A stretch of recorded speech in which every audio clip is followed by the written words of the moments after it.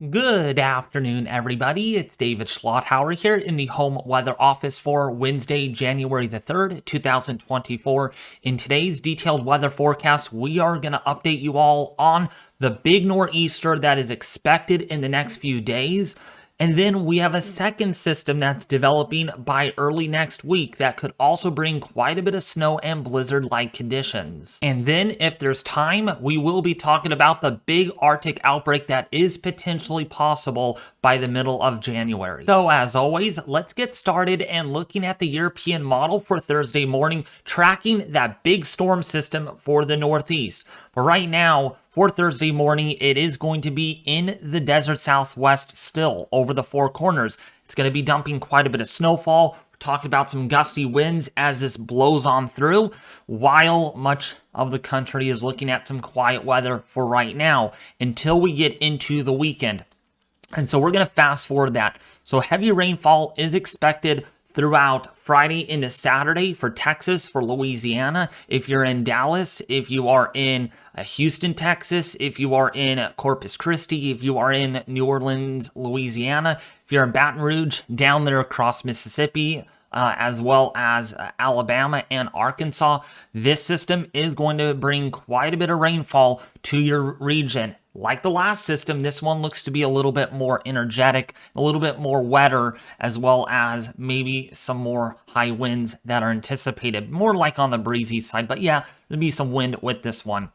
And then eventually, as we go into the latter part of the weekend, into Saturday and especially into early Sunday morning, that's when the European model is showing quite a bit of snowfall for the Northeast. And we can see that here clearly with the colors on your screen, an indication of different precipitation type. The green areas are rainfall, the blue areas are heavy snow. And we can see that snow really on the increase, and maybe even some freezing rain and ice accumulations over portions of the valleys of North Carolina and even for, say, Virginia and even West Virginia. And so we're going to have warm air aloft too, and so some of that colder air could get trapped underneath, and that's when you get your freezing rain. And of course, to the north, we're going to have a lot of snow, like Baltimore, maybe northern Pennsylvania, as well as, say, Buffalo, New York. If you're in Syracuse, if you're in Albany, you can get a lot of snow out of this, potentially 6 to 12 inches. And then, of course, in northern New Jersey, there could be also quite a bit of snowfall anticipated.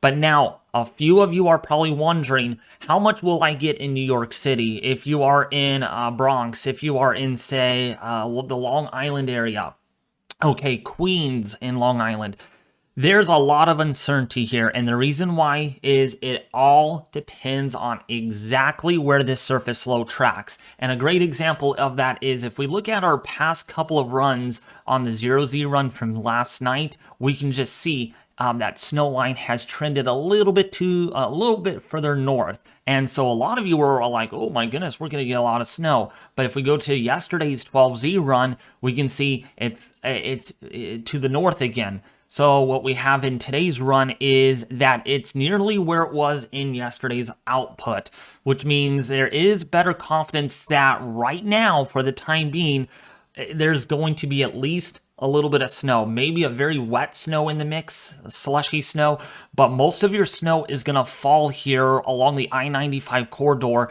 north of, say, New Jersey, into portions there of central New York. If you're in Massachusetts, if you're in Connecticut, you have a better chance of seeing quite a bit of snowfall out of this system. But again, the benchmark here is it all depends on exactly where this surface low is. If it's a little closer to the coast, the snow line is going to be a little further north. If the surface low is a little further to the south, the snow line is going to be like in here, which means all of New York City is going to get quite a bit of snow, right? So it all depends on exactly the track, and there is going to be a wiggle room here up until possibly when the storm gets going over your area for Saturday night into Sunday, January the 6th and 7th. All right, so I just wanted you all to understand that there's a lot of variability. I don't have a straightforward forecast because of what we have. And when we actually look at the Northeast on this system, all right, let's go to the GFS. Let's kind of just do a quick zoom in.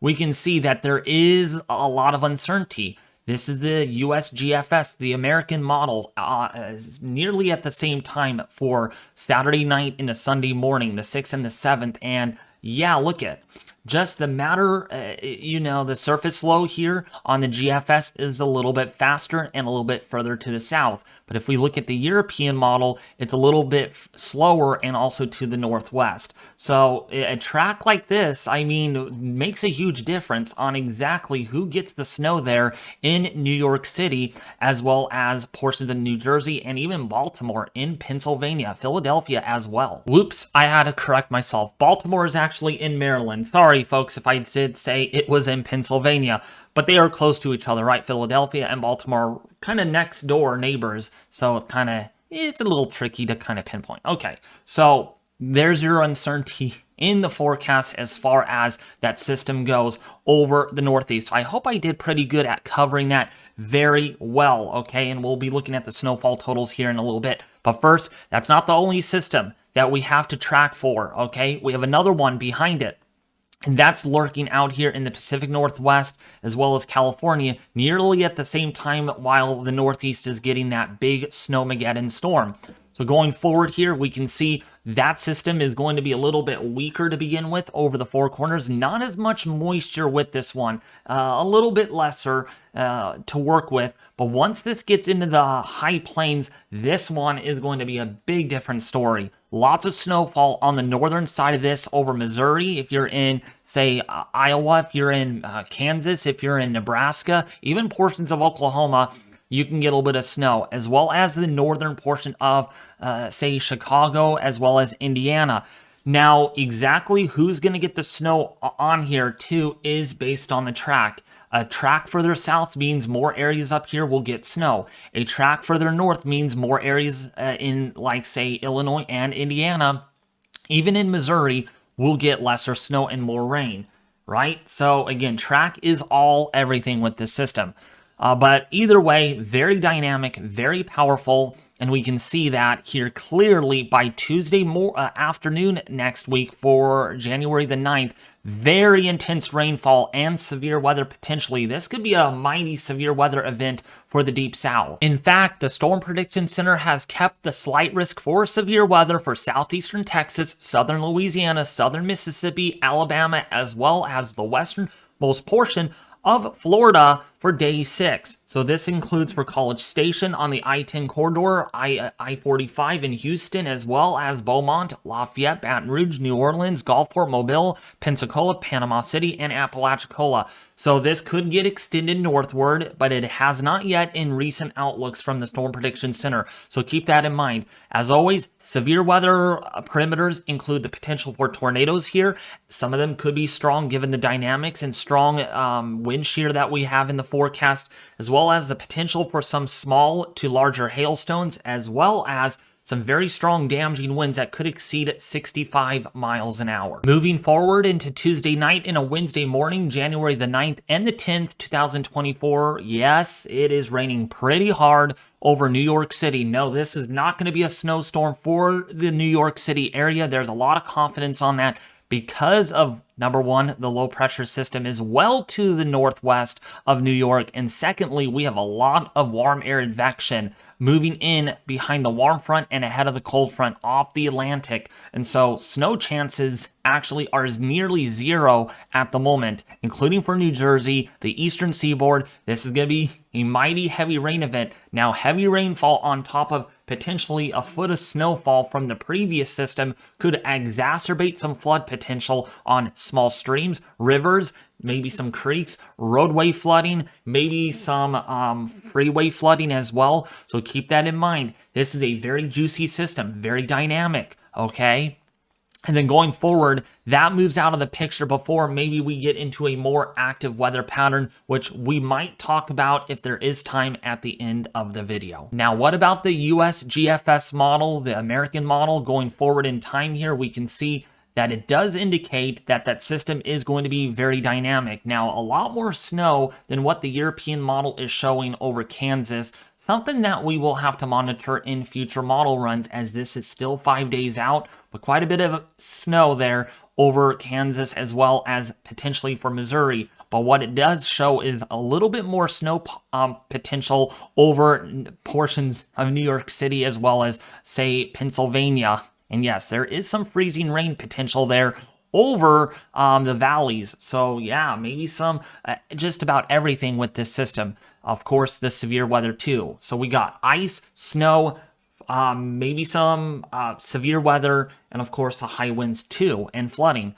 This is kind of a bipolar system in other words. So that moves into the Northeast, and this one in particular on the American model GFS is going much more ballistic with a lot more snow here for the Northeast, which the European model still disagrees for the time being. We also have quite a bit of snowfall over the upper Great Lakes too. So therefore, this is a system that it bears watching still. Even so, it is, in the medium range forecasting, almost in the long range, we do have to watch this one. This has been in the models for quite some time now, and while there is some changes, more like intensity and timing issues are still to be ironed out on this system. And then that moves out of the picture by the time we go into Thursday morning. So now I wanted to show you all the snowfall forecast on the European model. This is the first system. This is over the next 5 days. Keep in mind, this is not combining the second system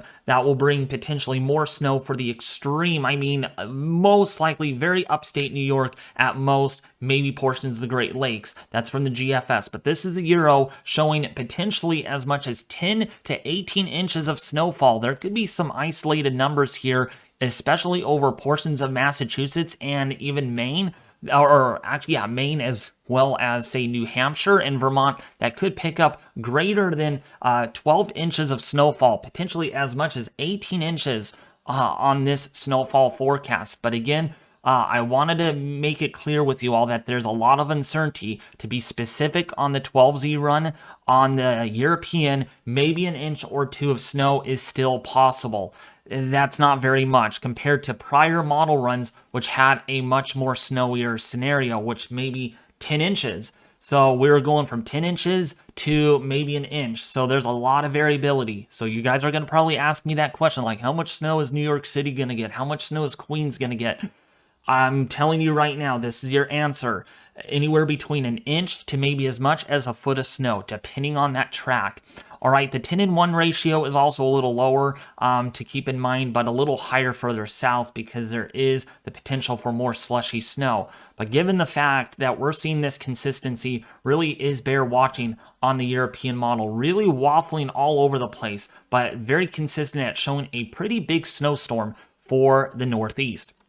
Now, looking at the American GFS model here, anywhere between maybe 3 to 6 inches of snowfall, a much more conservative forecast, whereas the European is pretty bullish at the moment, as well as a Canadian also kind of on board with the European model, so making the GFS potentially an outlier here. But this is basically like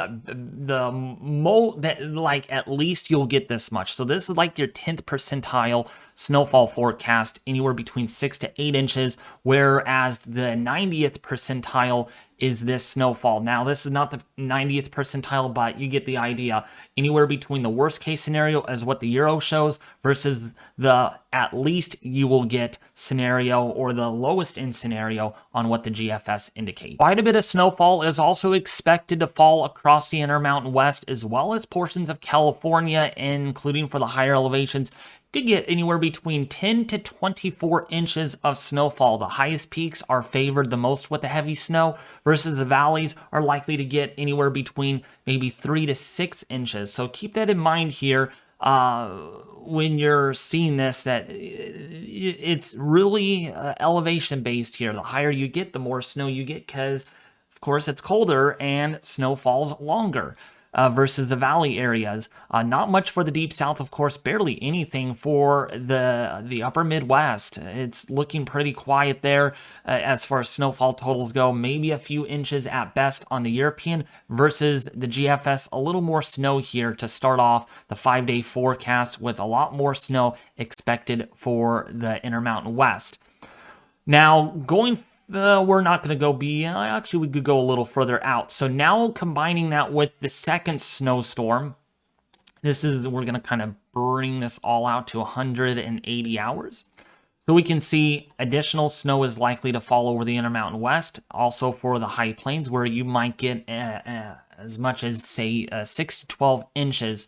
According to the Euro versus the GFS model, the American model, a lot more aggressive with that snow band. Some areas could get at least a foot of snow. I'm not very confident that this area over here in the southeastern portion there of, say, Kansas would get 2 feet. Very unlikely that's going to happen for the time being, since we're seeing a lot of back and forth waffling with the latest GFS model. Actually pretty consistent, but we'll see if the European model is on board with that in future model runs. Rainfall totals also look pretty phenomenal across the southeastern US. We could see some flood concerns now. That is noted on the Climate Prediction Center. I probably won't show you that today because, again, this video is going to end up being very long since there's a lot of detail to cover for these 2 winter storms and stuff. But you get the idea. Well above average chances of rainfall down here, which means flooding is possible over Georgia, over the Carolinas, as well as Florida and the deep south locations. So if you're doing anything outdoors this weekend into early next week, it's going to be very wet. It's going to be hard to find any dry times. The GFS also pretty aggressive as well, with quite a bit of rainfall, anywhere between 3 to 6 inches in some areas, especially over southern Alabama, central Georgia, and southern Mississippi. Not a whole lot of rainfall for California after we get through the weekend, which is a little concerning. We should hopefully get a lot more rain, and we will towards the end of the forecast that I'll show you here for a hype cast kind of thing, a spoil alert, I should say. If we look at the GFS, there you have it. A lot more rainfall for California potentially all the way through the 19th of January. Yeah, 19th of January could be on a very wet note with potentially 30 plus inches of rain snowfall over the Intermountain West there of California. So now, since we did talk about the big snow expected for the Northeast and also another second winter storm that we talked about for the Midwest and the Great Lakes region, it's a good idea that we do talk about the temperature anomalies and the actual air temperatures, because things are going to get very cold for a lot of locations, especially for the northern tier of the United States, for the Pacific Northwest, and especially the West. Check this out. Wait until you see the European model. Much colder weather is on the way. This is the next 4 days, by the way. For Sunday morning, temperatures well below average for California and for the Intermountain West, whereas the eastern seaboard, not going to see much of colder temperatures anytime soon. A lot of this colder air, this polar vortex, is going to really favor much of this, actually more so kind of over here, so to speak, across the western and central portion of the United States. Going forward, you can see that dynamic system, like I told you, by early next week. Look at how far above average those temperatures could actually be in the right front quadrant of that low pressure center. See, you're not going to see snow according to the European model. And then look what happens. Now, anything beyond 180 hours out is deemed very unreliable. There is a lot of changes to be worked out, but there has been some similarities among the global models, and I'll show you that here. We're going to compare 3 models, the Euro, the GFS, and the Canadian in today's update, and you can see here, look at how much colder the air is going to get here. Well below average temperatures. I'm not going to be specific exactly in this video. I'm going to kind of be broad here, but temperatures will be slightly below average to much below average, especially over California, the Oregon, Washington area, Montana, Idaho. I mean, virtually the areas that I circled in could really have a taste of winter as the polar vortex really aims southward here, whereas the eastern seaboard is likely to see temperatures that could be well above average for the next several days, possibly the next 10 days. Looking at the GFS temperature anomaly, very similar to the Euro, only a little bit later than what the Euro shows. Has it coming in a little sooner, whereas the GFS is a little later, more like the 13th and the 14th of January. But it does point to the same thing, colder than average temperatures across the central and western half of the United States. Even the Canadian is on board with this scenario as well in today's run, where much of the West here is much below average in terms of temperatures. Even now, well, the Canadian wants a little bit on the wintry side for much of the Great Lakes and the eastern seaboard. We'll see if that actually does pan out. The GFS and the Euro, pretty in good agreement, versus the Canadian, a little bit more cold biased for the eastern seaboard. But really does a good job here at illustrating that polar vortex for, again, the Pacific Northwest and the California coast. Way below average temperatures. Overnight lows could dip into the mid to low 20s. Daytime highs in the upper 30s to mid 40s. You don't see that very often, especially in January, coming from daytime highs in the 70s, close to 80 degrees in December. So a big drop is coming in these Arctic or in these temperatures. So looking at the air temperature forecast, again, I'm going to be very broad here. I don't want to go into a whole lot of detail just because, again, my goal here is to keep the videos rather short, so they're not, I'm not jabbering on and on. You know what I mean, right? So we can see here, of course, the Arctic air not really setting in until the weekend. So the 6th of January and then beyond. Look at this. Temperatures really cool down, especially towards the end of the run on the European model. Look at this. Much colder temperatures. Look at this. You got negative temperatures. You got single digits in California, Oregon, Washington. You got negative 30 to negative 50 degree temperatures in Montana, Idaho, as well as portions of British Columbia, as well as southernmost portion of Alberta, Canada.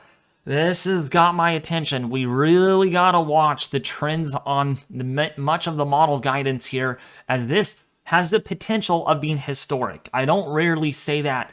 Not everyone's going to have historically cold temperatures, but some areas could have some of the lowest temperatures in at least 10 to 30 years, potentially, based on what the models are showing. So we got to really watch this. This could be very significant. Looking at the latest Climate Prediction Center outlook very quickly here. Again, likely below average temperatures for much of the West, the Intermountain West, as well as the Pacific Northwest. Likely above average temperatures potentially for the Northeast. So again, winter not setting in just yet for the Northeast. Now, you're going to get that snowstorm, okay? That's going to be the only really winter signal you're going to see for a while, because, again, the chances there are likely for above average temperatures. And then going out to 8 to 14 days from now, so this is, again, through the middle part of January, likely below average for much of the central western U.S., whereas, again, the eastern portion is likely to have equal chances to likely above average temperatures in the orange there, like Virginia Beach. Now, precipitation-wise, definitely a wet one for the eastern seaboard. That's the two big storm systems that we're tracking. There's very likelihood here that there is going to be some sort of flood concerns over Georgia, over Alabama, maybe Mississippi, the Carolinas, and Virginia, because of how much rainfall will be exerted out of the atmosphere because of the dynamics that are getting involved with these two storms. So keep that in mind. So flooding is a possibility. And then, of course, for the Pacific Northwest and for California, you also have leaning to likely above average. And this continues all the way through the next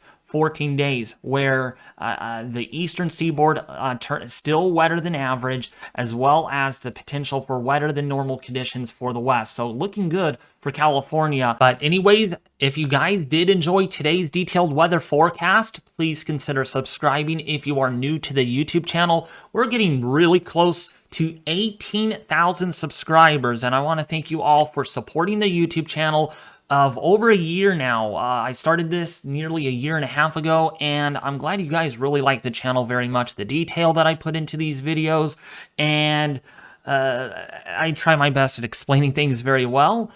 So I do appreciate your guys' awesome comments, and also leave a like if you did enjoy today's video, because again, the more likes we get, the more shares, and the more comments, YouTube sees that as a positive signal and is likely to recommend this to a larger audience, not just you guys as loyal viewers, but I mean the broad audience out there. So be sure you share this if you haven't already, like the video, and subscribe for latest updates, and always ring the bell notification icon to get latest notifications on this YouTube channel, as I do upload as often as I can, and I'm really trying to get onto a better schedule here of uploading at least every single day in the afternoon between the hours of 3 p.m. and 5 p.m. or so, maybe 5:30. All right, that's going to do it. I'll be back in the office tomorrow with another weather forecast as we have a lot to talk about.